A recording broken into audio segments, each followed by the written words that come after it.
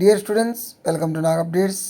ఆంధ్రప్రదేశ్ రాష్ట్రంలో స్కూళ్లకు మరియు కాలేజీలకు సంక్రాంతి సెలవులను ప్రభుత్వం ప్రకటించింది.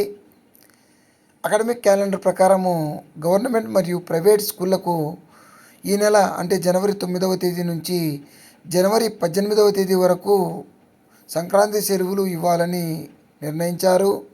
సెలవుల్లో ఎలాంటి తరగతులు నిర్వహించరాదని, ఒకవేళ నిర్వహిస్తే కఠిన చర్యలు తీసుకుంటామని ప్రభుత్వం తెలియజేసింది. 19వ తేదీన స్కూల్స్ మనకు రీఓపెన్ అవుతాయి. అదేవిధంగా జూనియర్ కాలేజీల విషయం తీసుకుంటే జనవరి 11 నుంచి జనవరి 17 వరకు సెలవుల్ని ప్రకటించారు. జనవరి 18వ తేదీన కాలేజెస్ పునఃప్రారంభమవుతాయి. సో ఇవి మనకు సంక్రాంతి సెలవులు. All the best to you. Please like, share and subscribe my channel. Thank you.